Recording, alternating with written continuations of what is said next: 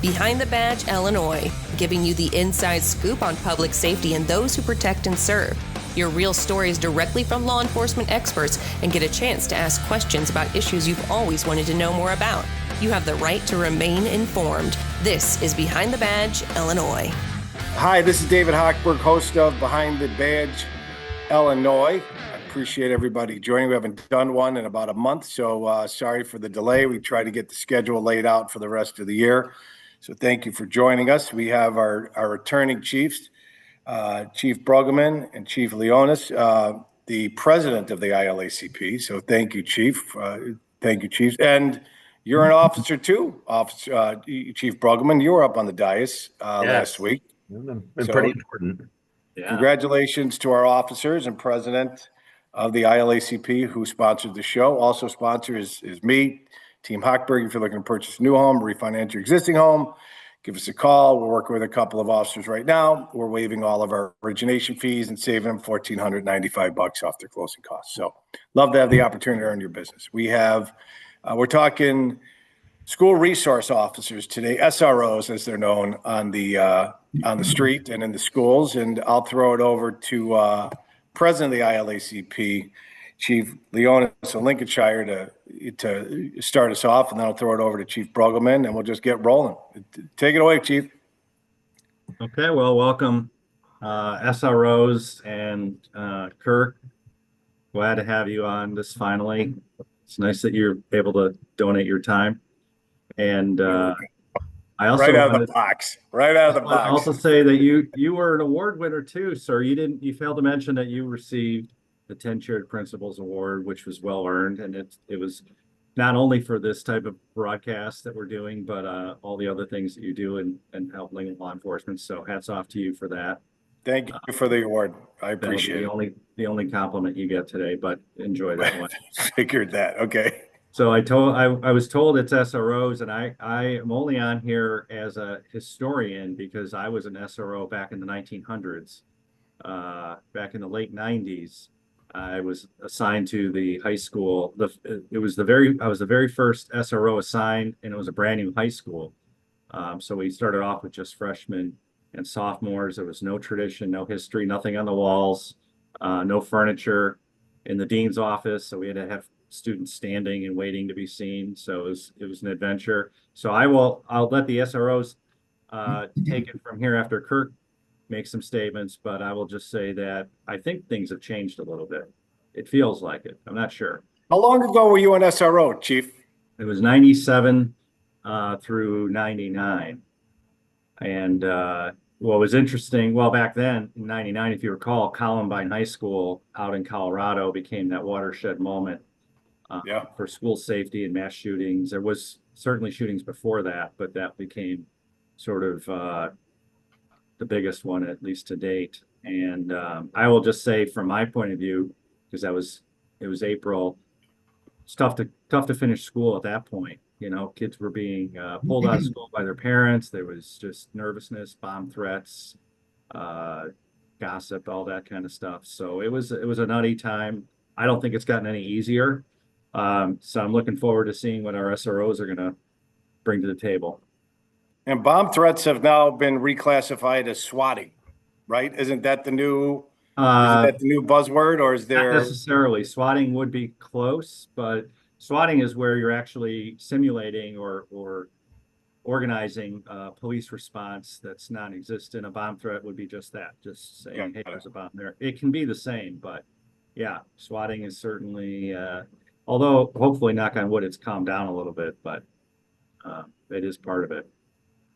All right, Chief Bruggeman. Yeah. O'Fallon. Yeah. So I also was a school resource officer in the early 2000s. So about 24 years ago, I was a school resource officer at a junior high. So it was 7th and 8th graders. It was an interesting time. I really, really enjoyed my time as a school resource officer. Learned a lot, met a lot of good contacts, with the schools because we have always been in O'Fallon, and I think really nationwide, you've seen school resource officers all throughout the country for the last 20, 25 years, so for those of you that are listening that may not have an idea of what a school resource officer is or haven't had a school resource officer, it's essentially a sworn law enforcement officer who is, an officer for the jurisdiction in which the school is in. And then they're assigned to that school to work collaboratively with the school administrators and the staff to enhance the safety and security and to keep kids safe, while they're in school. So they're trained in school-based law enforcement and crisis response, and their role doesn't really always have law enforcement duties. A lot of what they do, and I think we'll talk with our school resource officers today, is that most of what they're doing is not police related issues.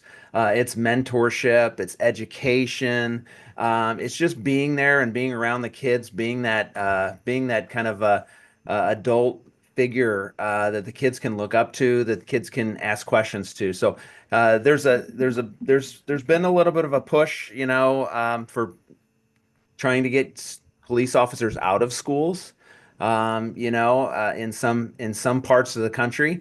City of Chicago. Yeah, and I'm a huge advocate for having police officers in schools because of all of the stuff that they're going to talk about today, the mentoring, the counseling, the collaboration, the crisis response, just being there. So I'm really excited for these guys to get to tell their story about what they're doing in the schools and kind of their experiences. And I'll share some of my experiences as a junior high SRO 20-something years ago. And I'm sure Joe will have some great stories about his experiences last century. So so we have with me today, I have Officer Jared Krug, who's been an officer with our department, correct me if I'm wrong, about 5 or 6 years now? Almost 5 years, yes, sir. Almost 5 years. And he came from down south. He was a lateral transfer, and he is in his first year at OTHS, which is O'Fallon Township High School. So it's a 9th through 12th grade center. Actually, we have two different buildings, a 9th grade building and then a 10th through a 12th grade center in town. And what do we have, about 4,500 students? I think we're right around 2,600. I'm sorry. Yeah, 2,500. Way too many. 2,600, yes. You're thinking of Lincolnshire. We have 7 million Freshman students. class. Yeah. Freshman class in Lincolnshire. Yeah. So he is the only SRO out there. So, Dave, if you've got any Well, yeah, I'll let Chief Leonis introduce Officer Mead so we could get rolling here, and I'll just start peppering them both with questions. Yeah, well, this would be great because I don't know Dan Mead, so he'll have to introduce himself. Yeah. So my chief, Pat Crease, I thought was going to be here, but he's not here right now. He must be busy. So I'm Dan Mead. This is my 26th year with the department, 26 and a half. I'm going to retire in 3.5 weeks, 4 weeks. I'm going to be retiring from the police department.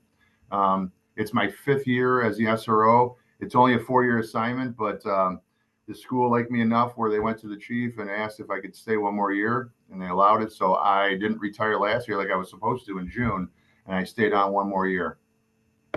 So what town are you in, and what high school are you the SRO in? I'm in Vernon Hills, and I'm at the Vernon Hills High School, which is about 15 to 1,600 people, not even close to Stevenson, where Chief Leonis is at, with like 5,000. Right. It's a small junior college for everybody that doesn't know how big Stevenson High School is. It's in Lincolnshire, right? Yeah. It's one of the biggest, it's one of the biggest high schools in Illinois, and one of the best high schools nationally ranked on a continual basis for everybody that might not know what Stevenson High School is all about. And it's literally bigger than a lot of junior colleges and a lot of AA and AAA colleges, A-class college. It's a huge campus. It's fascinating. All right, let's get going here. So Officer Krug and Officer Mead knowing that Chief Leonis and Chief Brugman became chiefs. I know you've got the nuclear clock going, Dan, in 3 weeks, 21 days. And I'm sure you've got the hours and the minutes and the seconds. The nuclear clock's off camera, counting down to the end of the month. But did you ever have any aspirations and see this as a launching step or, just to add to your resume to have a different background to become a chief? I'll throw it to you, Officer Krug. I did. I remember when I was in high school, I still remember Officer Pop Markov, my SRO in high school. Again, someone you could talk to, someone you could, super friendly, super approachable, and just a genuine guy. And I remember him pretty distinctively. And when I got into law enforcement after the military, I thought that how cool would that be if I could, get into like an SRO spot. I know it's not the glam and glory of like a patrol officer or another specialty assignment, but I definitely think there is a spot for law enforcement in schools. Got it. Officer Meade, I'll since you're on the clock here, I'll take it a different direction. In the 4.5 years, almost 5 years that you've been an SRO, how many students have come up to you to inquire about becoming a law enforcement, to get involved in law enforcement, to be an officer, to get involved with Secret Service or FBI, or show any interest in that while you were patrolling the halls of the mean hallways of Vernon Hill High School out there? I actually had a student come sit with me for a whole period yesterday. And this is what she is not going to school for, but however, she is very interested. She wants to help the community. I started a law enforcement club here at the high school. So every month I have a meeting where I bring in somebody like the FBI, the DEA, a judge, a coroner. I bring in a different speaker every month to show these kids that there's so many avenues that you can take in law enforcement. You just don't have to be a patrol officer. And so many of these kids are watching movies and TV, and they get a false sense of what it's all about. I just want to be a canine officer, or I just want to be a CSI person. So when I get all these speakers to come in, it really helps show them, the different positions that you can hold in law enforcement, and they talk about the routes on how to get there. So since I did that, I started that maybe 3 years ago or 2 years ago or something like that, a lot more interest. When I started here back in 2020, it was during social injustice and COVID. I didn't have one person come up to me in probably 2 years to say, oh, I want to be a policeman. They watch the news every night and see how horrific it was and the things that were thrown at us constantly. So not many kids for the first couple of years, but over the years with these students getting to know me very well. I teach so many classes. I'm teaching 2 today. I taught 2 yesterday, and them getting to know me and see me everywhere in the school. I have a lot more people that are interested in what I do. So when you teach, are you teaching as an SRO, or are you teaching as a substitute teacher? I am teaching as an SRO. When I first started here, I was really, really scared of actually doing public speaking, and I needed to make myself be comfortable being uncomfortable. So I started going into these classes and asking these teachers, hey, do you mind if I come in here and talk about this and that? I needed to change the perception of my profession because we were getting beat up so bad in the news. I wanted to show these kids that, I am not here as this big blue monster that wants to arrest and write tickets. That's not why I'm here. I'm here not only for their safety, but I wanted them to know that the reason I'm here is to teach them life lessons they can take when they leave this school. I'm here to have fun. I'm here to be a mentor and guide them in the right direction. I'm also a school resource officer. So I tell them, use me as a resource. So I can't tell you how many interviews kids do for papers. I've helped kids teach classes. They invite me to I just got back from Devil's Lake. They invited me on their outdoor ed trip. So I'm included in so many things here, and it's because the kids want me there, which is fantastic. It shows that I've done a decent enough job that they want the police around. They enjoy my company. So, everything I've been doing up until this point has really worked well. So while you're doing the class and teaching the class, the vest is on, the walkie's on, right? The walkie-talkie's on, everything. Yeah, I don't wear a uniform per se, but I do wear my vest. When I first started in this school, and I said I wanted to wear this, the principal had said, no one's ever worn that here. I don't want you to wear it. It might scare some of the kids. And I said, well, if you're not going to let me wear that, I will not work here. Everybody that comes in this school needs to know I'm the police. I'm not security. Every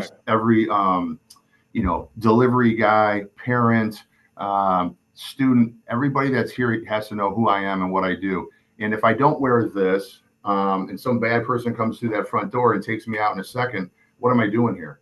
So these are the tools of my trade. And unfortunately, if you're scared because I'm wearing this, that's sad. And that's why I'm here, to change that perception so you don't have to be scared. And it also was a great resource of people want to talk to me and engage me. And what is this? What is that? Why do you need that? Have you ever used that? So it also helps me in classes because they ask questions. So when I teach classes, I'm like, listen, I don't like to hear myself talk. I bring bags of candy. Everybody who asks a question, I throw a piece of candy to, and it keeps the students engaged with me. Got it. How is it down in O'Fallon? I can't see your hair color, but I'm assuming that you've got less gray hair on your head. Oh, I don't have any hair on my head. Oh, there you go. Okay. There it is. I keep it in. Same barber. Yeah. And you've got a longer atomic clock than Officer Meade, but how do you interact, and what's your interactions as Officer Meade mentioned? Very similar. I mean, not often seen as, despite the uniform and all the gear that's attached to me, I'm often not seen as a law enforcement officer. Again, you wear the hat of an educator, a mentor. I do a lot of social work. I'm not licensed or anything of that nature, but I have kids come to my office. I keep cold water in my mini fridge and snacks in my office, and I get kids come in there, just want a snack and just talk. I've had, people that are just kids that are having bad days and they just want somewhere quiet to eat lunch, and they eat lunch in my office. But a lot of like SRO Meade, what SRO Meade said was, I am there to ensure school safety and the safety of the students and staff. However, we're much more than just a badge in a school. So I'm going to go back to the Chiefs now. Chiefs, hearing these two fine officers talk about their experiences today compared to when, you were pulling over horse and buggies, Joe, in the 90s and giving parking tickets for, not park, the horse pooping in the school parking lot. And Kirk, what's the difference between your experiences and what your SROs are seeing today? I'll go with Joe first. I'll go with President. This. As much as things are different, I think they're very similar. When parents send their kids to school, I think, or at least back when I was an SRO, they didn't expect their student, their child, to have interactions with the police. Certainly not a negative. They don't want them to have any fear of arrest or anything like that. They do, though, want them safe. They want them to make sure that the school has safety plans and that they're sending their kid into a safe environment. The threading the needle, the tough part is when you do have a negative interaction, or you have a kid a student who does something that they either are going to get cited for or arrested for or get in trouble for. For us, back when I was there, I was involved in a lot more of the school discipline piece. Not necessarily, I would never administer discipline, but certainly there was interviews going on where we were both doing the same interview at the same time, or the school was doing their interviewing and then turning the kid over to me for the criminal matter. So those things are difficult because, again, parents, when they send their kids off to school, they're not expecting that interaction. So it's very difficult to be on campus. It's great when you're doing all the fun stuff, but the tough stuff, when that happens, you just need to be able to have built up that bank, of goodwill and all that stuff. So that way people know you're there for your entire job. You're not there just as a fluff person. I will say that the Chicago model is maybe a little different too, though. I think they were acting more in a security mode. I don't know if they were even in the buildings or just outside the buildings for security. So I'm not sure how I can't speak to that. But the model, I think, for most of the schools is we have 2 SROs in one school. We may be adding a third because of the population. But we also have kids that aren't going home at 3:30. They're staying till 7 o'clock, 7:30, 9. They're coming in early. So it's very similar to a college campus in that they are just they're in clubs, they're doing things. And again, you need school safety. They have a safety team there and safety security officers, but when I was there, it was just me. There was no other security. There was no cameras, like they are now in the building. So it was a little bit of a different approach. You didn't have to be buzzed in either, right? I mean, there was no metal detectors, no buzzing in, nothing. People just came in. And we did, we had things going on that needed to be handled, but it was me and a few dean's assistants that were handling them for the most part. And obviously, if you needed officers, you could have them there. But we were not in uniform, didn't wear the vest. They wanted the soft approach, and that was the philosophy of the school. And I do think after Columbine, it really did change. And then all the other stuff too, to where we're more of a uniform presence today. That's the contrast that I see. Kirk, what about you? Yeah, one of my duties as an SRO was to change out the VHS tapes in the video system that we had back at Fulton Junior High. It was different, but it was really a lot of the same. A lot of what we've done here in O'Fallon, and I'm sure they do throughout the state, is building those relationships with that staff, with that school, with those students. And what these guys said, I'll key in on, is that if you ask anybody, like Officer Krug remembers his SRO from high school. These guys get recognized everywhere. Oh, you were my DARE officer. You were my SRO. I was at a restaurant like 2 weeks ago, and this girl walked up to my wife and I and said, "Did you used to be at Fulton Junior High?" And this is 23 years ago. And she's like, "I think you were my SRO." And it was just kind of a neat situation. And I remembered her name. I didn't remember her face, but it was like, you make these impacts on these people because you're with them every day. And this was not a bad kid. This was a good kid, and a lot of times you don't have, back then we probably had a little bit more interactions with those kids that were breaking the rules than the kids that were following all the rules. So we've tried to shift that away, and I think Officer Krug and Officer Mead are a shining example of doing this the right way, where we are focusing on all the students and focusing on the good things they do, as opposed to them just focusing on all the people that are breaking the rules and the kids that are not doing what they're supposed to be doing, and taking it away from a criminal justice and a policing model to more of a mentoring and a coaching and a counseling and being there. And so that way, 10 years down the road, somebody's going to see Officer Mead at Walmart or Target and say, "Hey, you were my school resource officer. You were really cool," and those are the things. And I'm sure they have stories of kids all the time. When we post pictures of some of our retirees, the comments on Facebook are like, "Oh, he was my SRO. He was my SRO. Oh, she was my SRO. She was awesome. She was great." You're getting all that stuff. So it's really satisfying for me as a police leader to kind of see that, and to see the impact that they're making on these students' lives. So, Officer, I'm going to throw it back to Officer Mead. How long have you been an officer, in law enforcement? 28 years. I started, I was actually a CSO in Vernon Hills for 2 years after I did my internship here. I then went up to Milwaukee Police Department for, I would say, a year and a half. And then back in January '99, Vernon Hills hired me as a policeman here. So what made you want to go back into the schools as an SRO in the twilight of your career?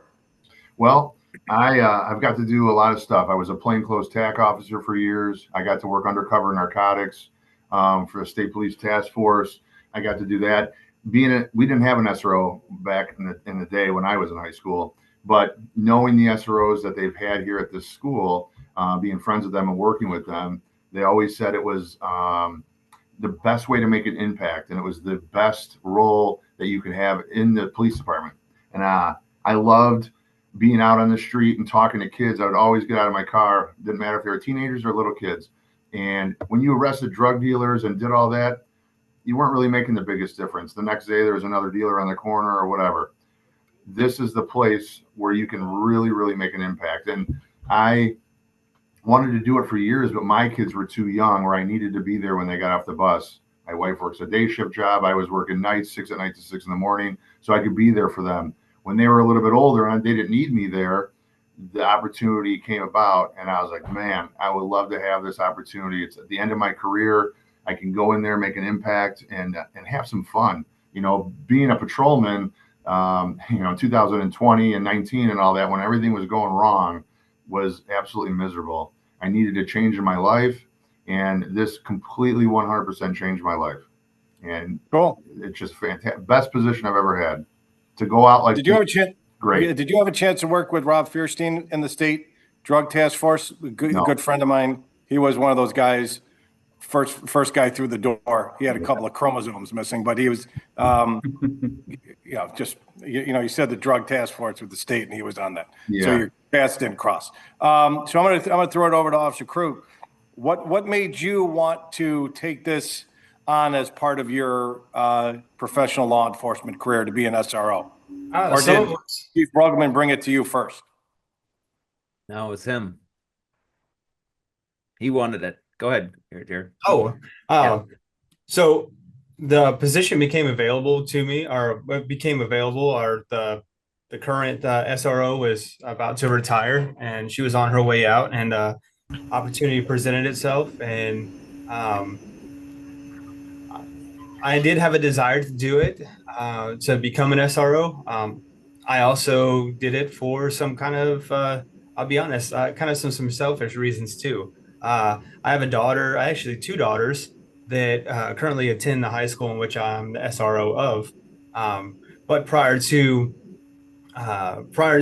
even applying for the position, I talked to them first and asked them how they would feel about, your dad working at the same high school that you guys go to. I don't want to, get into this too much. Dad. Right. And both of them, they thought it was a pretty cool idea. So I put in for it. Thankfully, thank you, Chief, for allowing me the opportunity to do it. It's been awesome. I mean, I love it. My oldest, she was the one that had a little more reservation about me doing it. She's a junior this year. And I don't go out of my way to find her, but she goes out of her way to find me. She drops her soccer stuff off in my office and it smells terrible. She finds me at lunch and talks to me until her friends get there. And then once her friends get there, then, then I'm old news. Right. But being that we have two campuses, my youngest is over at the freshman campus, so I get to bounce over there and pop in on her lunches sometimes and conversate with her and her friends. And I think my youngest enjoys more of the attention that your dad's, the school cop is what they call it. So I did it for some personal reasons as well as some professional reasons. I really enjoy what I do. I enjoy communicating and interacting with the students. I know it does sound cheesy and it does sound corny, but I do think that if you can make an impact on a handful of students, then you've done your job here. If you interact with them now and create humanize law enforcement, the less likely you're going to deal with them outside of school. So I think if you interact with them now, the less police interaction they'll have outside of school. Well said. And yeah, go ahead. I was going to say, these guys, a lot of times people will put in for it because it looks like an easy gig. It's Monday through Friday. You don't have to work weekends. You don't have to work nights. But when they start talking to the school resource officers, and I'm like, because we're putting it out for a second one, and I'm like, hey, this is going to be a straight Monday through Friday gig, but I want you to know what you're getting into, and I want you to talk to Officer Krug, because you really have to be careful on who you select, and because they have to want it for the right reasons. You can want that nice Monday through Friday thing, but you also have to be able to interact with kids. And I am a big fan of. I got into this when I was 23 years old. And I look back on it and I did a fine job, but I was too young. I was gung ho and I wanted to do everything and I wanted to be a patrol officer and I wanted to be in the schools. And I really appreciate having a seasoned officer, someone who's been there, done that, that's maybe had kids. When I was going through as a school resource officer, I didn't have kids, so I didn't know how to really interact with the kids that well. I mean, I learned really quickly, never get in an argument with a seventh grader. You lose every single time. And I lost several arguments. And I look back and I'm like, what was I thinking?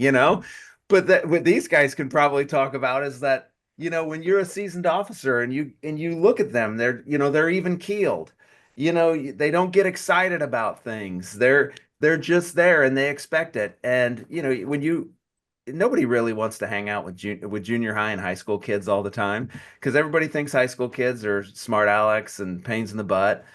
But with the way that they interact with them, you don't take things personally, and you just sit there and you treat them with respect, and you treat them like adults, like young adults. And when they don't act like young adults, they act like uh, they don't act appropriately, then they treat them fairly, and they have to do what they have to do. But I think it takes a seasoned officer, someone that's been there, someone that's been through the rigmarole, and doesn't get all worked up about that. So what happens during the summers? Are you guys off during the summers because you're on 5 days a week, or do you get reassigned within? How do how does that work? Right, you guys are on 5 days a week. It's usually 2 on, 1 off, or whatever the schedule is. 3 days, 1 week, 4 days the next week. Whatever the schedules are. You guys are on 5 days a week. Holidays you're off, vacations you're off. You get sick days. Obviously people are going to get sick. But what about summers? How does that work out? Are you guys off the entire summer, or do you get reassigned? Well, for us, we get reassigned to patrol. However, because I have enough time on, and since I've been in the school, I've tactically saved my time and I take the whole summer off. Oh. There's a couple things I always work the 4th of July fireworks parade, or the fireworks, and I always work the parade. And then we have a summer celebration that I'll also work. But other than that, I'm off the summer. I'm off. I have a teacher's schedule. I'm off Christmas break and spring break and all that stuff. I save up my time so I can do that. The new guy coming in here he's got 5 years on here. He's going to be the new SRO. He doesn't have that time saved up like I have. So he's going to have to go back to the road and work and just deal with that. I'm so glad I didn't have to do that. We're not. How about down the? We're not mean like that. We don't send them back to the road. we let Krug just relax back in detective division. He sits at his desk all day, goes out to lunch. All right, what do you do during the summer, Jared? So over the summer, I got to participate a little bit last year in it, and there's a couple programs that we go deal with the Illinois State Police. They have like a summer camp, and it's like usually a week long. I didn't get to participate in that last year because it interfered with I'm going to say some holiday or vacation or whatever that I had planned already. I'm also involved with a program that's ran by Collinsville Police Department. They had up a program called PAC. It's Police and Children Together. It's a week long summer camp essentially, and there's several different departments in this area that are involved, and we'll get 3 kids throughout the summer. We'll work with kids between the ages of 9 and 12, usually that are basically some kids that are in need that may not get to go enjoy fun things over the summer. They're kind of identified by our District 90, their security team, and some of their staff. And then I get 3 kids because that's what I can safely fit in my vehicle. I get 3 kids assigned to me. I go pick them up every morning, take them to breakfast. We go eat breakfast, and then we have a full list of activities scheduled for that day.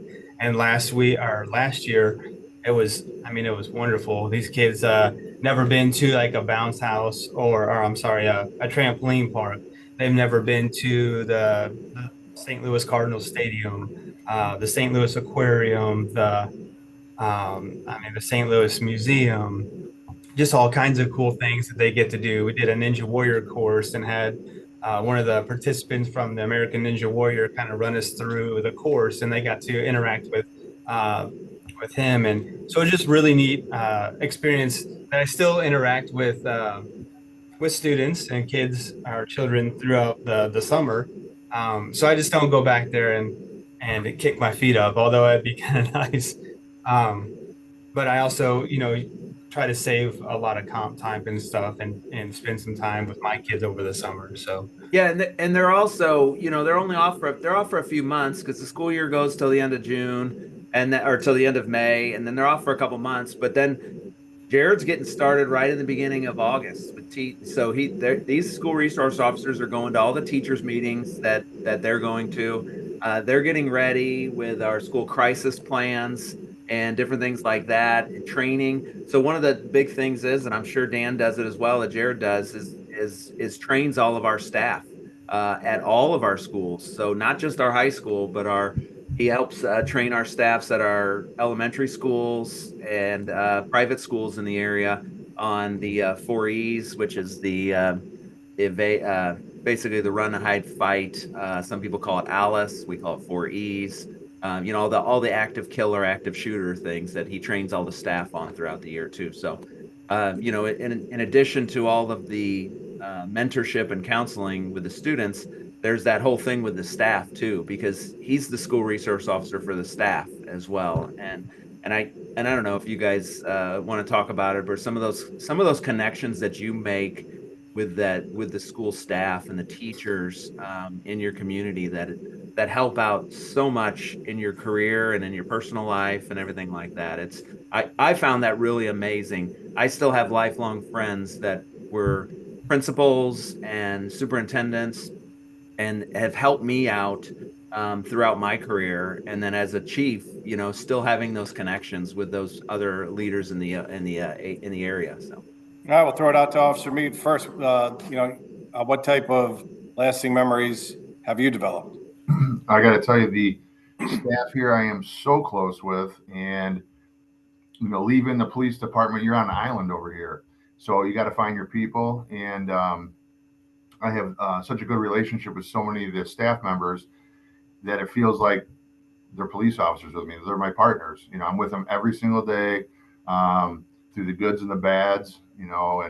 And that's the thing I'm going to miss the most is just the people. Not a title. It's the people that I work with on a daily basis. Like, I'm excited but scared and nervous about retirement. I got a mix of emotions right now, just because I know that when I leave here, am I going to see some of these people again? 100%. I will.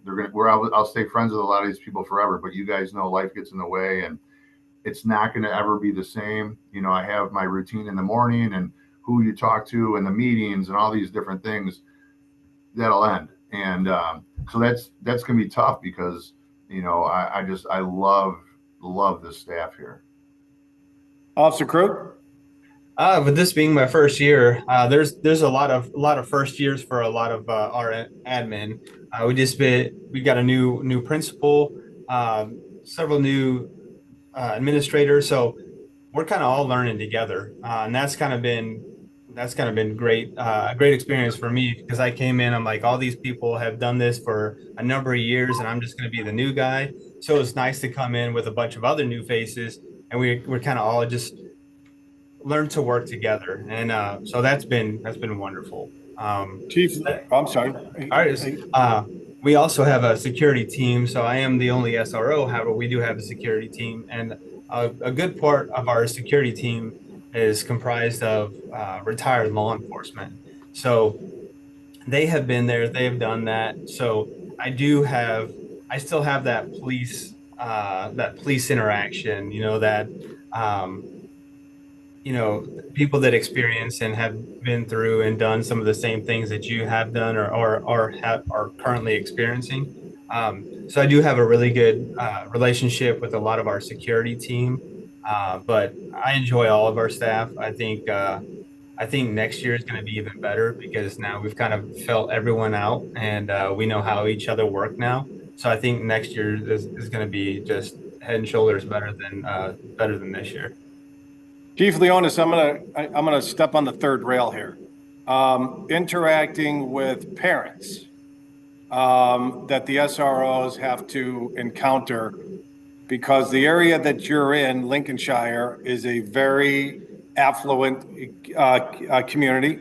the schools, the towns that dump into, dump into the word, feed Stevenson, Hawthorne Woods, Lincolnshire, Buffalo Grove. So you've got a lot of different feeder schools feeding into Stevenson. How is the interaction with the parents? And have you ever had any challenges with parents, and how do you handle that? Um, well, yeah, and then I guess I'd start off by saying these guys are making me feel nostalgic back when I was an SRO, because they're exactly right. It's about the relationships and the kids. And when Kirk was talking, I was a DARE officer, so that I saw those kids at 5th grade. I also worked in junior high before the high school, so I saw them in junior high. Then I saw them in high school. There's a student who became a police officer up in Rockford, who's now a sergeant. I went to her swearing in when she was a sergeant. But the kids when I was SRO, they're Kirk's age now. They're all old with kids and stuff like that. But I don't think when you get to the question about parents, I would say that our SROs, just like these today, their skill level is so high with dealing with different incidents that we don't get a whole lot of complaints.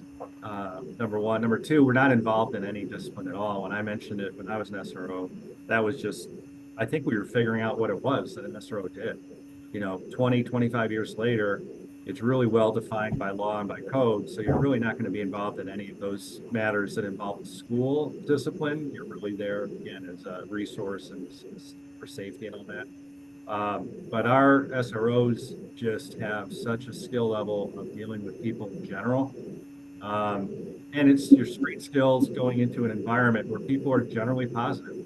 And kids are, they're all future thinking. They're all thinking about what's next. So that when the parents do get involved, usually we can talk them down from whatever it is that wherever they're at for the most part. But to me, people, regardless of income level or station in life or whatever, I think the most important thing is you treat people fairly, as long as they feel like they're getting a fair shake, and you're not treating them any different because they have money or because they don't have money, and you just treat them like people. They'll go with the program. They understand it. Generally speaking, we don't have a whole lot of crime in the schools. In our area, we don't have just a criminal element. There's, when I was first here, I went to the drill day. They do all the drills in one day, the fire drill and everything else. And when I saw these kids, I was like, where are the bad kids? These are like, there's none of the kids that when I went to high school, you would recognize, with the leather jackets and stuff. These kids are all like, they're wearing 2 backpacks. They're all just, yeah, I know, the front and the back. T-bird? Are you talking about a T-bird jacket? Like a leather T-bird? That's what I would wear, yeah. Oh, yeah. And I had, like rolled up in my sleeve. But these kids are they're really focused on academics. And I know we're not really touching on the student stressors or whatever, but I would say that today, coming out of the pandemic in particular, but also just generally speaking, the students in our area are so academically high, they're such high achievers that really a lot of stuff we get involved in is with that type of stressors. When they get bad grades, they don't get into college of their choice or whatever. That's a lot of what's going on today, and I don't know that police aren't necessarily there to address that thing, but where these 2 SROs probably, they don't even realize the impact that they have, because we often don't. Just being a human being and talking to them as normal. You're not talking academics. You're not talking, anything else. You're just maybe talking sports, or you're talking their interests. Just having an adult in the building that can do that. They're not judging them. They're not grading them. That adds a whole nother level of safety and security, and again, and a resource. And I know that there's, again, maybe controversy about cops in schools, but the dynamic nature of what they deal with on a regular basis, your day is never the same. Dan maybe has a routine, but that's interrupted. That as much as you want to try to plan, that your day is you're gonna go with the flow. And as Kirk mentioned, the maturity level that's necessary just to deal with administrators, teachers, parents, as you brought up, students, it's everything.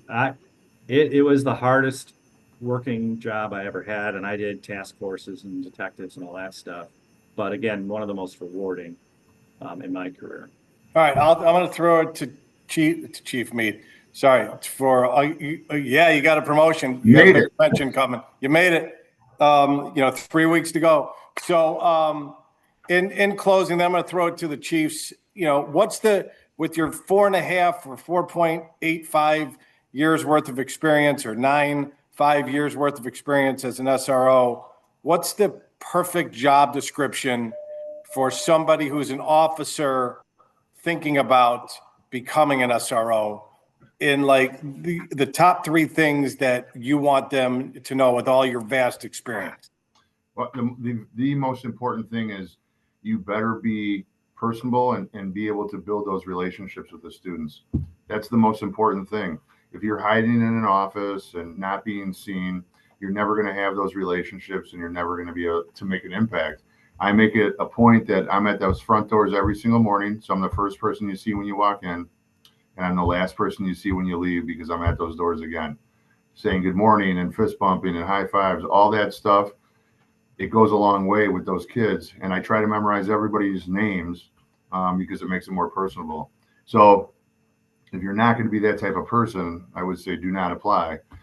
You also have to be comfortable getting up in front of a classroom. That was something I was scared of when I first started. I've gotten a lot more comfortable doing that. And when you get up in front of a class and you're vulnerable, to me, that's a strength. It shows these kids you're a human being, and you're not just this big, mean guy that wants to write tickets and arrest everybody. That's not why we're here. So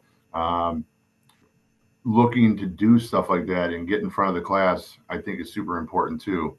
And also being able to build relationships with these faculty members. You're a part of a team. And as that team, you guys make decisions of what's going to happen with some of these students and safety things and all that too. So you got to be willing to work with people very well. So, and I'll end it with this. And Officer Krug, thank you for joining us. Your information was valuable. But I'm going to end it with and thank you, Officer Mead, as well, and congratulations. And you have a wonderful retirement. But in closing, to the 2 chiefs, when you're looking for an SRO, right? If you were the chief of Vernon Hills, Joe, and you knew Officer Mead here put in his papers, and this was going to be his last year. And Kirk, when you were interviewing Officer Krug, what were the specifications and strengths that you were looking for when placing, when taking one of your officers off the streets and making them an SRO? I'll throw it to Kirk because Joe just got to talking, and then we'll end it with Chief Leonis. Go ahead, Kirk. I think number one, they have to want to do it. When you see departments throw somebody into a school to either hide them or to get them off the street, it is the biggest mistake you'll ever make. And that happened years ago where, you had an officer that wasn't performing on the street and they didn't do a whole lot. Well, let's just put them in the school. Let's put them in the school. They can do no harm over there. Well, you can actually do way more harm in the school when you're not doing what you're supposed to be doing, and you're not representing your organization well, and you're being a slug, and you're not doing what Officer Mead and Officer Krug do every day in meeting with these students. And you got to have somebody, like I said earlier, I like to have somebody that's seasoned, somebody that's been there, somebody that's done that, that's not going to get rattled. I want somebody that's going to be tactically sound, because at the end of the day, if anything bad ever happens, that's my first line of defense. And we see this throughout the country where some of these school shootings are stopped by a school resource officer that is on top of things. And the school resource officer is the first person to make contact with that bad guy that's coming in the door.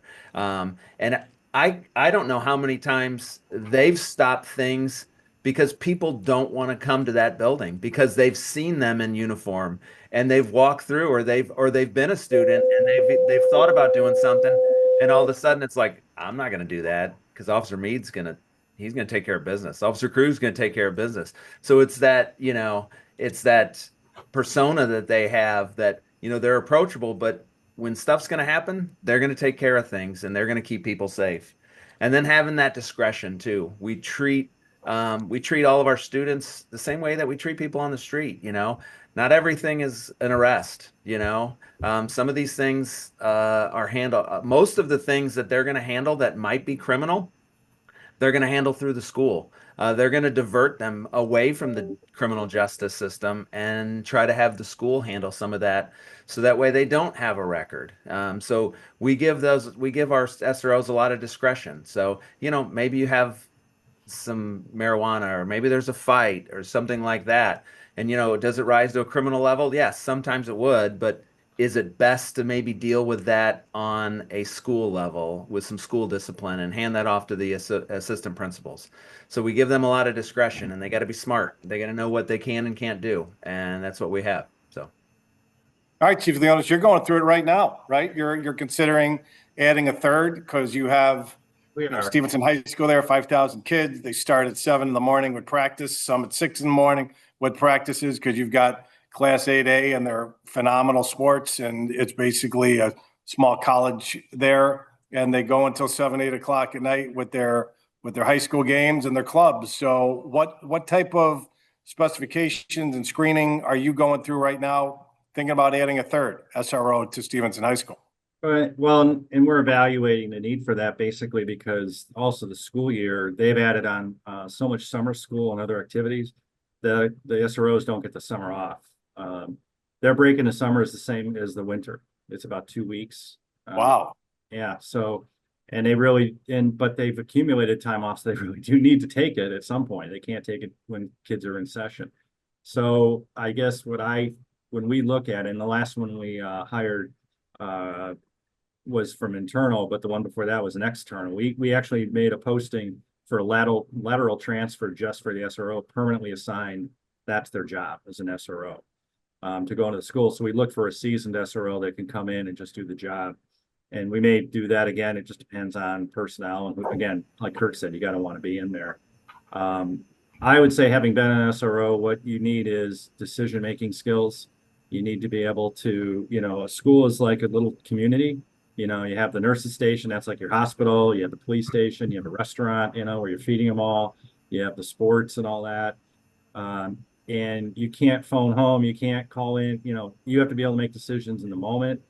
You need to be able to gather information, talk to the parents, talk to the teachers, and make a rational decision, not always based on what the school wants or indicates or whatever, because as a juvenile officer, you have to make that decision in the best interest of the child and the community, and doing both.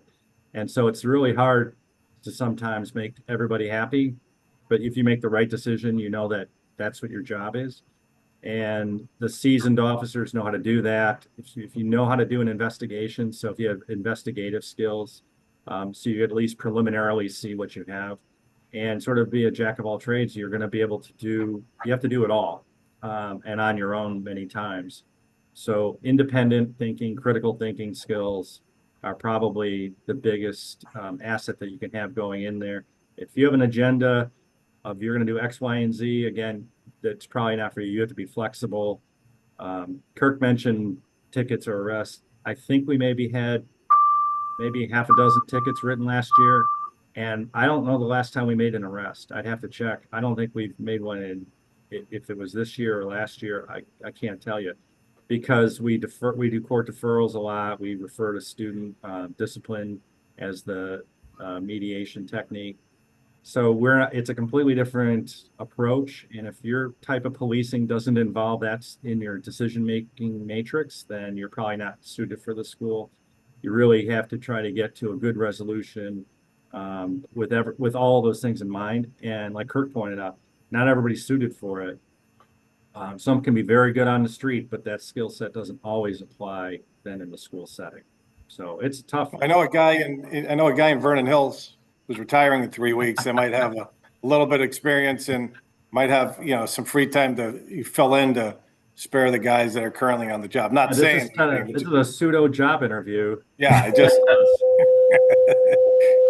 just met him about an hour ago, and he seems to be pretty decent at what he does. So, okay, you might want to reach out, see if he's got some interest in that job. All right. Well, this has been Officer Krug, Officer Meade. Congratulations on your upcoming retirement. Chief Ruggeman, Chief Leonis, as always, thank you for being part of this. Sorry for my grimaces. I am on DEFCON 9 with a back throwout yesterday. So if I was making faces, I didn't mean to. But I just want to thank everybody for joining us for this excellent episode of Behind the Badge Illinois, sponsored by me. If you're looking to purchase a new home, refinance your existing home, give me a call. Thanks again, guys. Be safe. Thanks, boys. We'll talk to you guys later. Thank you. Thank you. Thank you.